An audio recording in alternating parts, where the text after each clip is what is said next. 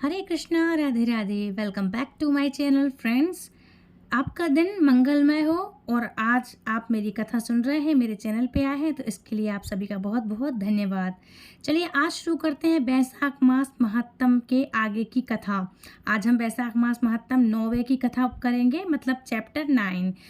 कल जो मैंने कथा सुनाई थी चैप्टर 8 की, उसके आगे की कथा सुनाते हैं जो कि कहलाएगा चैप्टर 9। ठीक है, तो शुरू करते हैं। तो कथा का महत्तम हमने कहाँ से छोड़ा था? वैशाख मास महत्तम जो आगे की कथा है। तो एक समय कथा कहने के लिए महर्षि पुत्र उग्र शवा मुनि आए, जो कि व्यास जी के परम बुद्धिमान शिष्य थे। वहां आने पर मुनियों ने उनका भली भांति स्वागत सत्कार किया। पुराणों की बहुत सारी कथाएं सुनकर उन मुनिवर ने अपनी इंद्रियों को वश में रखने वाले श्री सूत जी से कहा। सूत जी से कथा सुनने की इच्छा मन में रखकर इस प्रकार कहा। ऋषि बोले, हे महर्षि कुमार सूत जी, आप सर्वज्ञ हैं, पौराणिक विषयों का वर्णन करने वाले कुशल हैं, इसलिए हम लोग आपके मुख से भूतल के मुख्य पर्वतों का महात्म्य सुनना चाहते हैं। श्री सूत जी कहने लगे, महर्षि, पूर्व काल में मैंने यही प्रश्न गंगा जी के तट पर बैठे हुए मुनिश्रेष्ठ व्यास जी से पूछा था। उन्होंने उत्तर में मेरे सर्वोत्तम गुरु व्यास जी ने इस प्रकार कहा। सूत जी, प्राचीन युग की बात है, एक दिन मुनि श्रेष्ठ नारद नाना प्रकार के रत्नों से सुशोभित सुमेरु पर्वत के शिखर पर आए और उनके मध्य भाग में ब्रह्मा जी का अत्यंत प्रकाशमान दिव्य और विस्तृत भवन देखा। उसके उत्तर भाग में पीपल का एक उत्तम वृक्ष था। उसकी ऊंचाई 1000 योजन की और विस्तार दुगना था।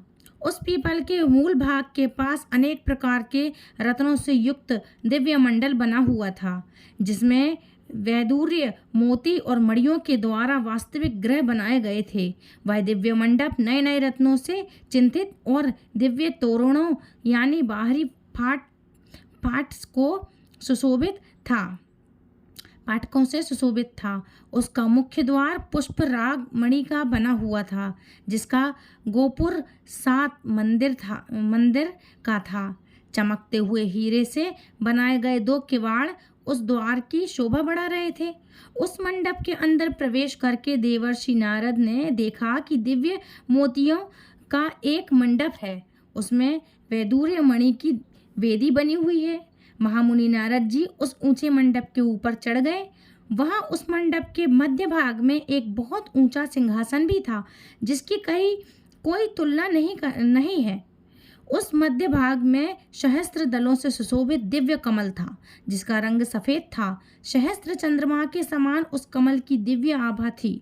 उस कमल के मध्य में 1000 पूर्ण चंद्रमा हो जैसे भी अधिक कांतिमान कैलाश पर्वत के समान आकार वाले एक सुंदर पुरुष बैठे हुए थे। उनकी 4 भुजाएं थीं। अंग अंग में उदारता टपक रही थी। वाराह के समान मुख था। वे परम सुंदर भगवान पुरुषोत्तम अपने 4 हाथों में शंख, चक्र, अभय और वर धारण किए हुए थे। उनके कटी भाग में पीतांबर शोभा पाता था। दोनों नेत्र कमल दल के समान विशाल थे। सौम्य मुख्य पूर्ण चंद्रमा की शोभा को भी त्रस्त कर रहा था और मुख से धूप की सी सुगंध निकलती थी। सामवेद उनकी ध्वनि, यज्ञ उनका स्वरूप, शुक्र उनका मुख था और श्रावा उनकी नासिका थी। मस्तक पर धारण किए हुए मुकुट के प्रकाश से उनका मुख अत्यंत उदास अर्थात चमक रहा था। उनके वक्ष स्थल में श्रीवत्स का चिन्ह सुशोभित था।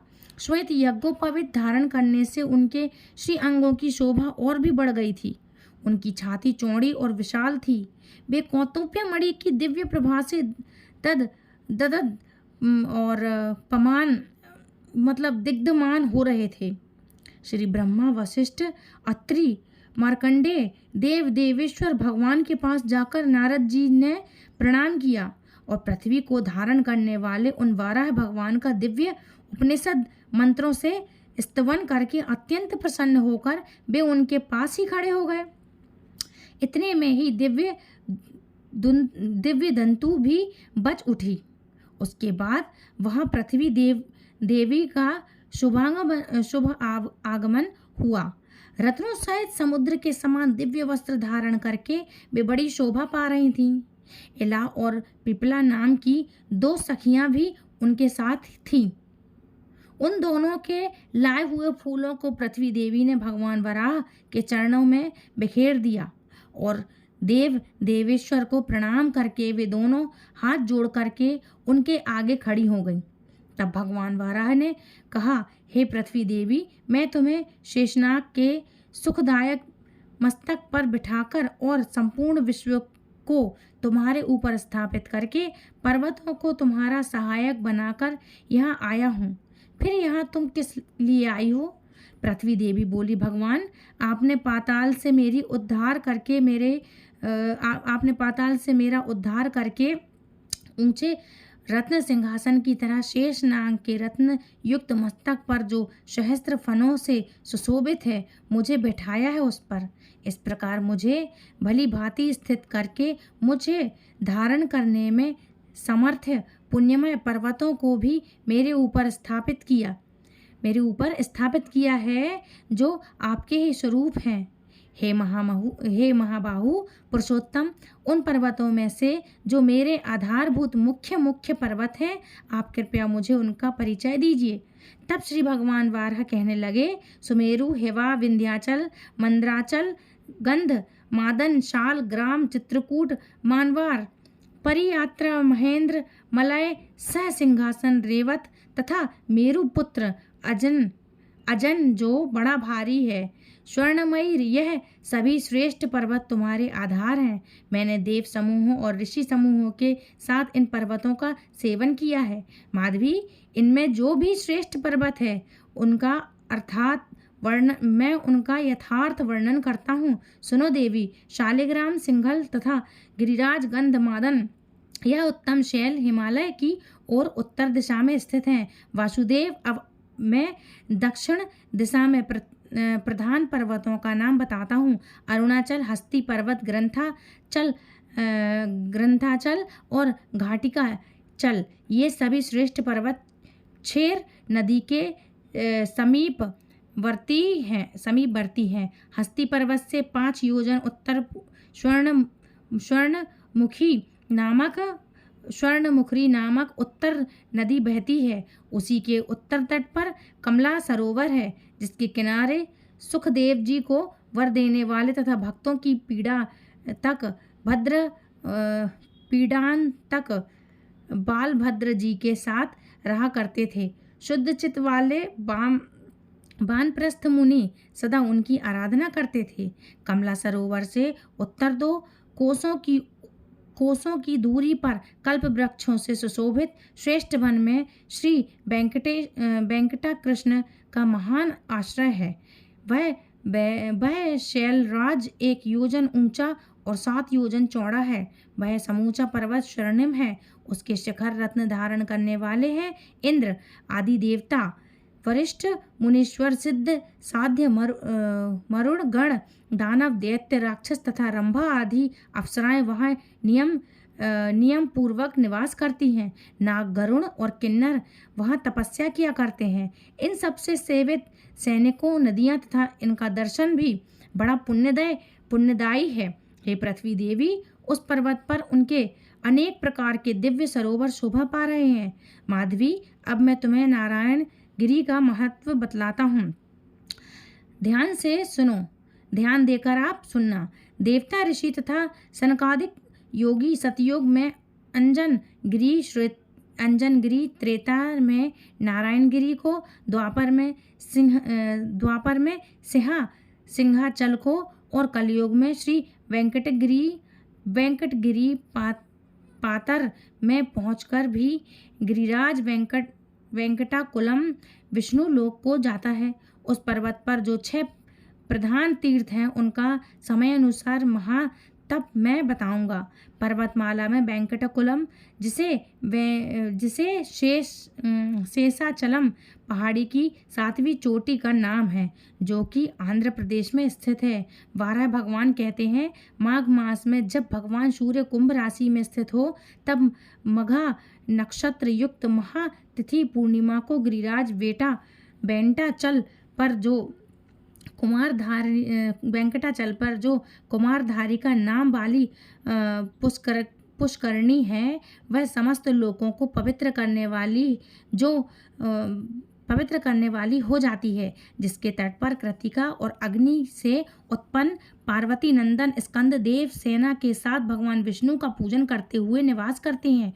उस तीर्थ में जो मध्याह्न काल में स्नान करता है, उसके पुण्य फल को भी सुनो। हे वासुदेव, गंगा आदि सभी तीर्थों में जो 12 वर्षों तक नियम पूर्वक स्नान करता है, उसे जिस फल की प्राप्ति होती है, वही फल कुमारधरा तीर्थ में स्नान करने वाले को भी मिल जाता है। जो उस तीर्थ में यथाशक्ति दक्षिणा के साथ अन्न दान करता है, उसे भी उतना ही फल मिलता है जितना स्नान के लिए बताया गया है। वसुंधरे, जब मीन राशि के सूर्य हो, तब उत्तरा फाल्गुनी नक्षत्र से युक्त पूर्णिमा तिथि को चौथे पहर में पर्वत की गुफा में अंदर तुम्ब तीर्थ में जो मनुष्य स्नान करता है, वह पुनः गर्भ में नहीं आता। जब सूर्यदेव मेष राशि पर स्थित हो, तब चित्रा नक्षत्र से युक्त पूर्णिमा तिथि में पूर्णिमा प्रभात के समय आकाश गंगा के जल में स्नान करने वाला पुरुष मोक्ष प्राप्त कर लेता है। सूर्यदेव जब वृष राशि में विराजमान हो, तब वैशाख मास में शुक्ल या कृष्ण पक्ष की द्वादशी तिथि को रविवार या मंगलवार का योग होने पर, अथवा शुक्ल या कृष्ण पक्ष में रविवार के दिन पुष्य या हस्त नक्षत्र की योग होने पर, जो मनुष्य संगम काल में पांडव तीर्थ के अंदर स्नान करता है, वह इस लोक में कभी भी दुख नहीं पाता है और परलोक में सुख भोगता है। महाभाग्य शुक्ल अर्थात कृष्ण पक्ष में रविवार के साथ जो सप्तमी तिथि आए, उसमें यदि पुष्य नक्षत्र और हस्त नक्षत्र का योग हो, तब गिरिराज वेंकटपुरम एक रहस्य की बात भी सुनो। अनंत नामक महापर्वत पर मेरे दिव्य मंदिर के वायव्य कोण में शिखर पर स्थित गुफा में देव तीर्थ नाम से प्रसिद्ध एक परम सुंदर सरोवर है। उसमें पुष्य नक्षत्र युक्त बृहस्पतिवार को या फिर व्यक्तिपात योग में अथवा श्रवण नक्षत्र के सोमवार को जो स्नान करता है, उसके पुण्य का फल वर्णन भी सुनो। इस लोक में जो जानबूझकर या अनजाने में किए हुए जो कोई भी पाप हैं, वे अत्यंत पावन देव तीर्थ में गोता लगाते ही नष्ट हो जाते हैं। पुण्य की वृद्धि होती है और अंत में वह चंद्रलोक में सम्मानित होता है। यह सब सुनकर पृथ्वी देवी ने भगवान वाराह की इस प्रकार स्तुति की कि हे देवेश्वर वाराह मुख अच्युत, आपको नमस्कार है। महाबाहु, आपके श्वेत कांति क्षीण सागर के समान है। हे वज्र श्रृंग, आपको नमस्कार है। देव, आपकी सहस्त्र भुजाएं हैं। आपने कल्प के आदि में एकाग्रता के जल से मेरा उद्धार किया है, तभी मैं संपूर्ण को धारण करती हूँ। प्रभु, आप अनेक दिव्य आभूषणों से विभूषित और यज्ञ सूत्र से सुशोभित हैं। लाल लाल वस्त्र धारण करते हैं और दिव्य रत्नों से अलंकृत होते हैं। आपके चरणाविंद प्रातःकाल उदय होने वाले सूर्य नारायण के समान अरुण कांति वाले हैं। आपको बारंबार नमस्कार है। आपके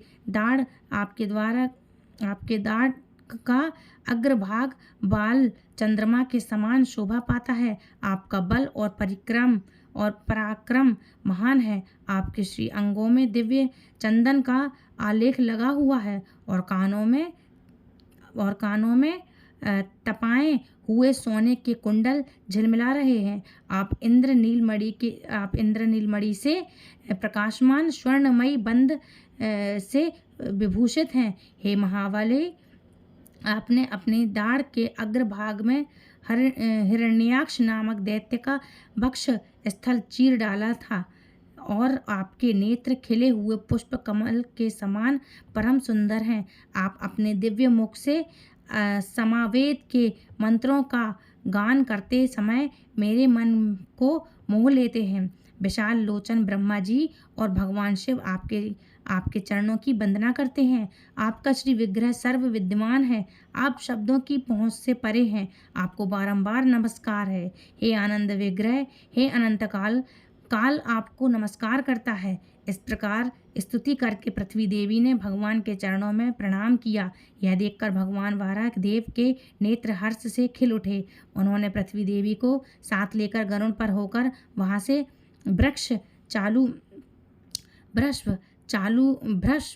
भाचूर शवर में प्रशंसक होकर पृथ्वी पति भगवान वाराह स्वामी पुष्करणी के लोक पूजित पश्चिम तट पर निवास करते हैं। वहाँ अनेक मुनिवर महाभाग्य और ब्रह्मा जी के तुल्य महात्मा पुरुष वराह मुख भगवान विष्णु की आराधना में संलग्न रहते हैं। हे सूत जी, हे जो मनुष्य हम दोनों के इस धर्मम पावन संवाद को सुनता अथवा देवता और ब्राह्मणों के आगे पढ़ता है, वह प्रतिष्ठा को प्राप्त होता है। या जितने लोग सुनते हैं उन सभी को मनवांछित वस्तु की प्राप्ति होती है। सूत जी कहते हैं, मुनिवर, भगवान व्यास ने यह महात्म्य मुझसे कहा और मैंने जैसा सुना है वैसा ही आप लोगों के सामने वर्णन कर दिया। जय श्री कृष्ण। आज का अध्याय समाप्त हुआ। इसके आगे का वृतांत आप सभी को अगले अध्याय में सुनाएंगे।